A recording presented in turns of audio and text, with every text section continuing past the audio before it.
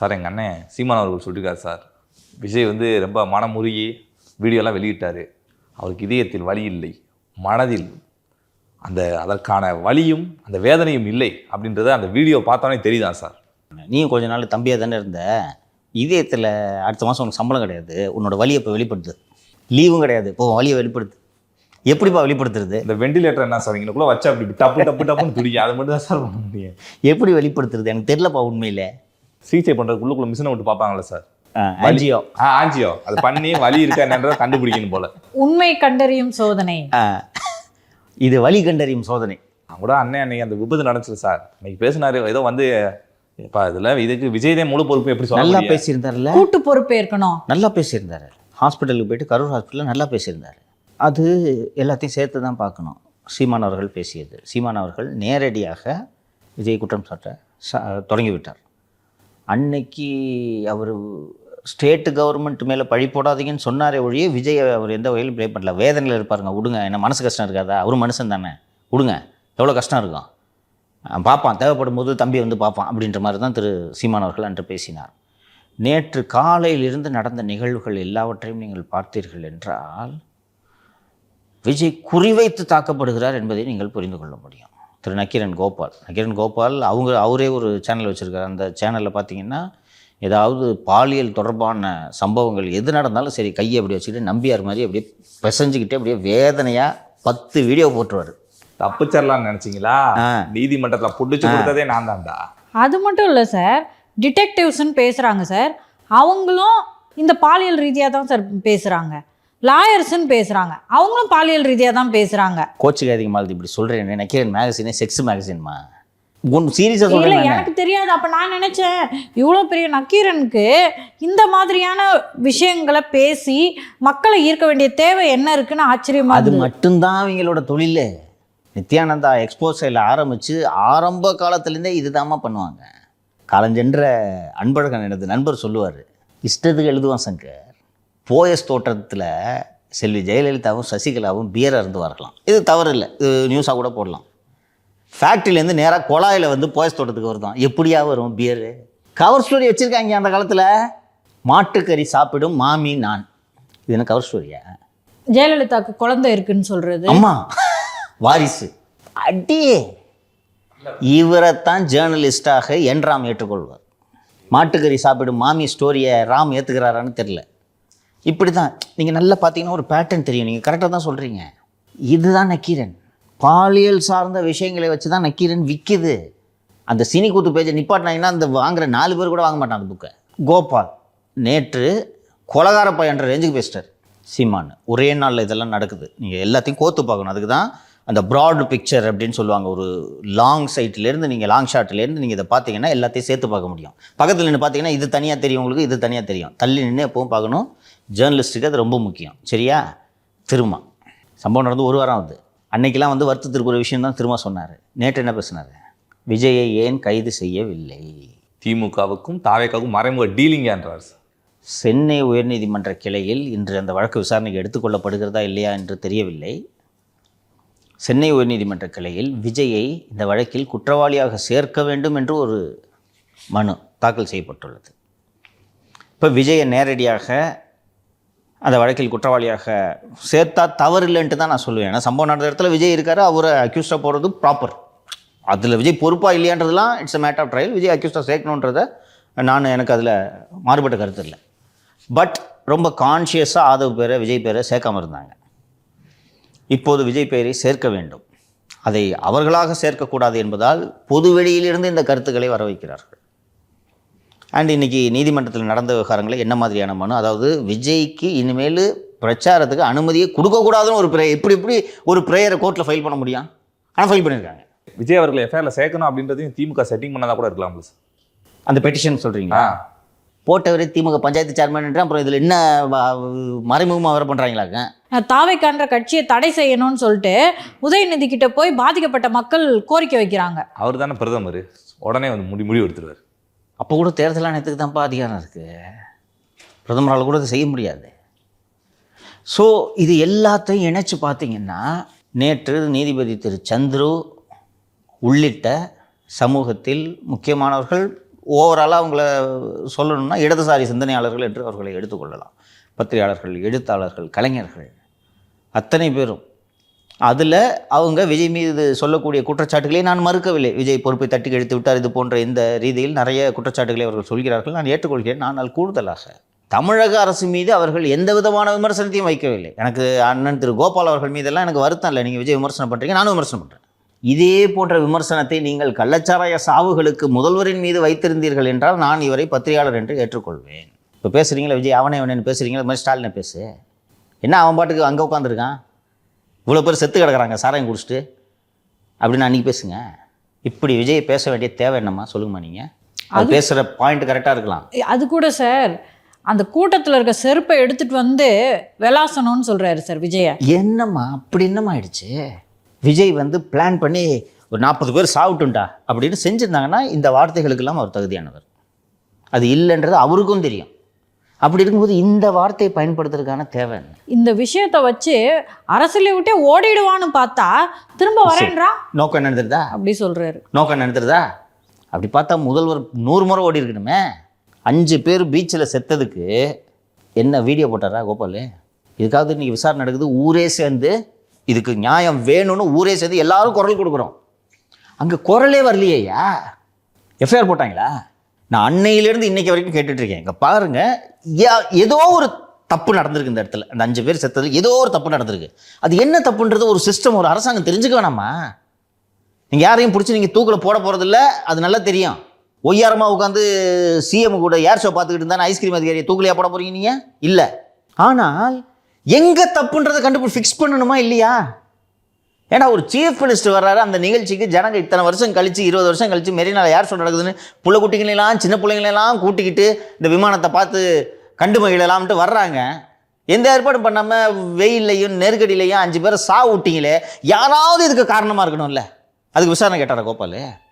இந்த நீண்ட அறிக்கை அளித்தார்களே, அவர்களுக்கு இந்த 5 உயிர்கள் முக்கியமாக தெரியவில்லையா?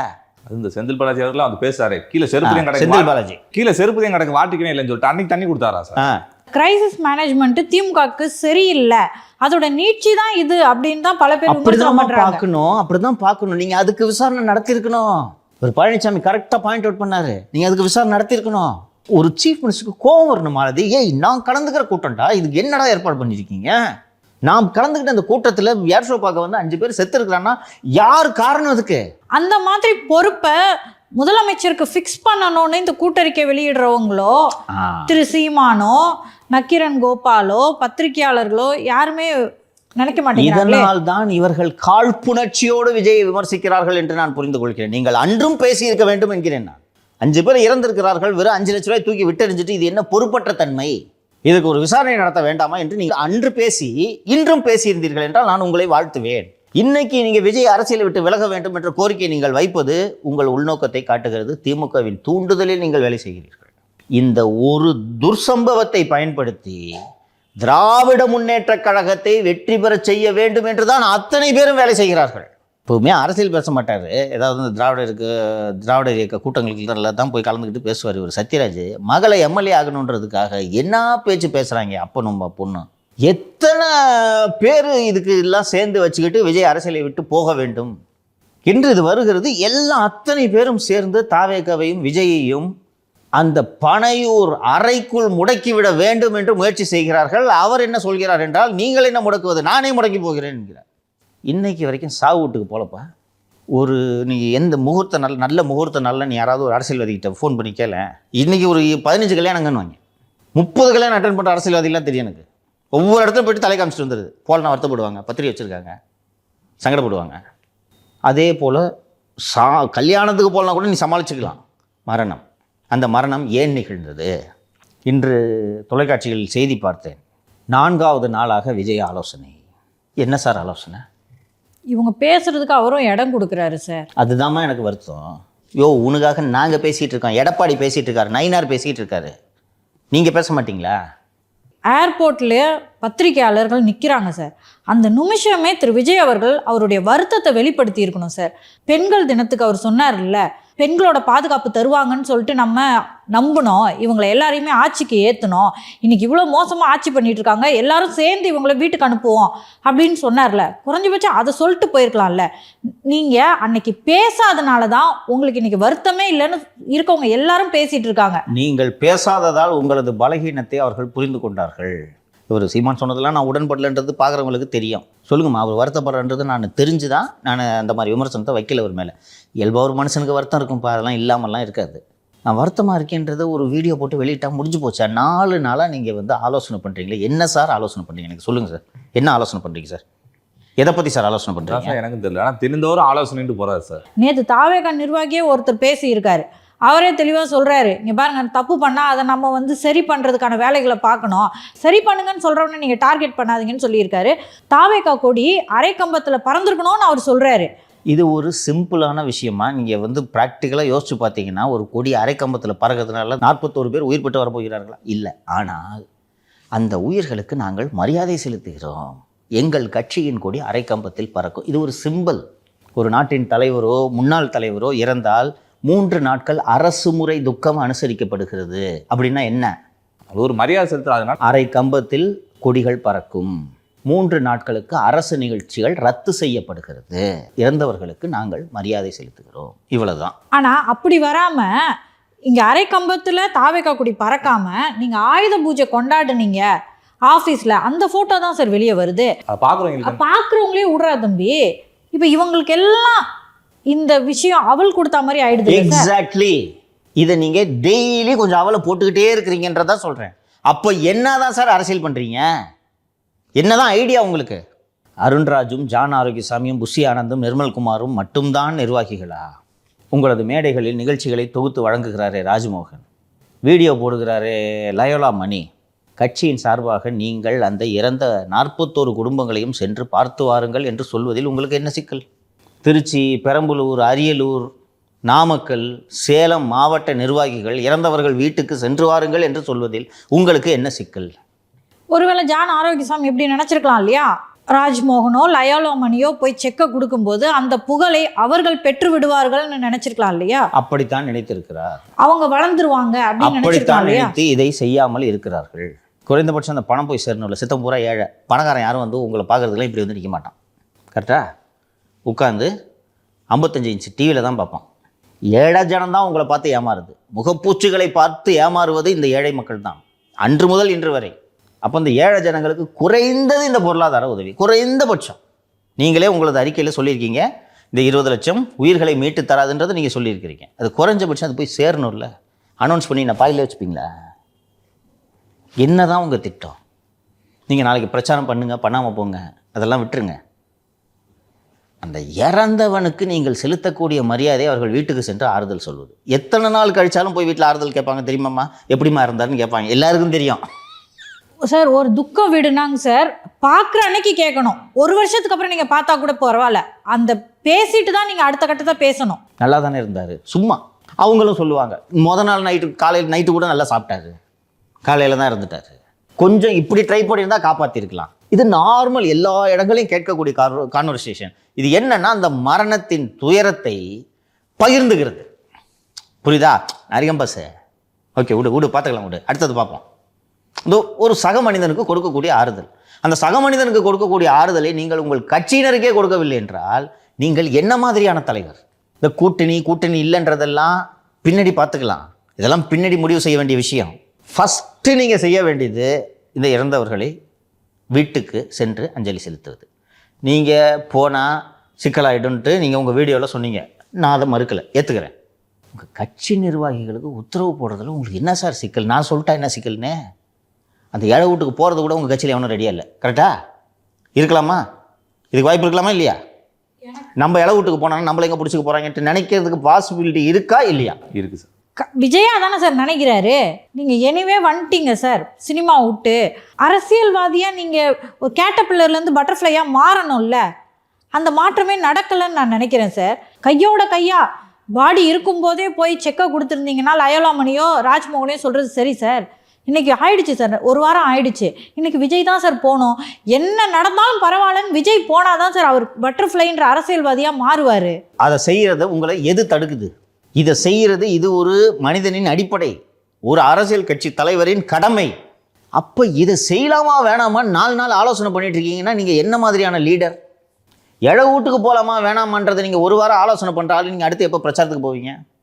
ஒரு சாதாரண துக்கம் விசாரிப்பு நிகழ்ச்சிக்கு நீங்கள் 4 நாட்களாக ஆலோசனை செய்யும் நபர் நாளை நாட்டை எப்படி வழிநடத்துவீர்கள்?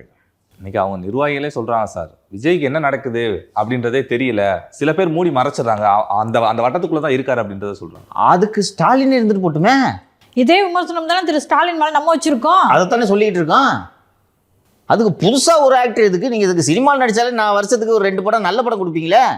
அன்னைக்கு மட்டும் அந்த இன்சிடென்ட் நடந்தோன்னையுமே ஏடிஎம்கே பேசாமல், பிஜேபி அலர்ட் ஆகாமல், ஊடகங்கள்லாம் பேசாமல் திரு ஃபெலிக்ஸு நம்ம இருந்திருந்தா நிலைமை என்னவாயிருக்கும் சார்? இன்னொரு கோணத்தில் சொல்கிறேன். நீங்கள் சொன்னதை ஃபெலிக்ஸு நாம் 2 பேரும் இந்த எமோஷனில் ரேஷ்னல் திங்கிங்கை யூஸ் பண்ணாமல் விஜய் போனதுனால தான் அந்த சாவு அப்படின்னு நம்ம பேசியிருந்தோம்.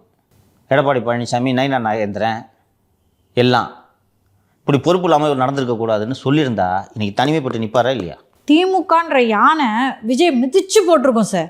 அவரை கூட பண்ணலனா கூட சார் தாவேக நிர்வாகிகளை விரட்டி விரட்டி வேட்டையாடி இருப்பாங்க சார். அப்போது இன்றைக்கி உங்களை யார் காப்பாற்றினது? பிஜேபியும் அதிமுகவும், ரைட்டா? அவங்க இல்லைன்னா இந்நேரம் க்ரஷ் பண்ணியிருப்பாங்க மாலதி சொல்கிற மாதிரி. நான் அது முழுமையாக உடன்படுறேன். அந்த வீடியோவில் இவங்க 2 பேருக்கும் நன்றி சொல்கிறதுல உங்களுக்கு என்ன பிரச்சனை? அவங்க உங்களுக்கு உதவி பண்ணியிருக்காங்க சார். எக்ஸாக்ட்லி. நீங்கள் போன இன்ஸ்டன்ட்ல இறந்து போனவங்களுக்காக சேர்த்து அவங்க பேசியிருக்காங்க. நீங்கள் செய்ய வேண்டிய வேலையெல்லாம் அவங்க செஞ்சுக்கிட்டு இருக்காங்க. அப்போது அது ஒரு மரியாதை சார். எஸ்.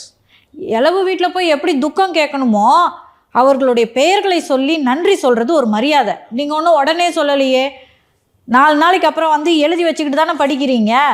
எழுதி அவங்க பேரெல்லாம் எழுதி படிங்க. ஃபெலிக்ஸோட பேரை சொல்லுங்கள், மருத்துவர் ஷாலினி பேரை சொல்லுங்கள். அது கூட வேண்டாம் மாலதி.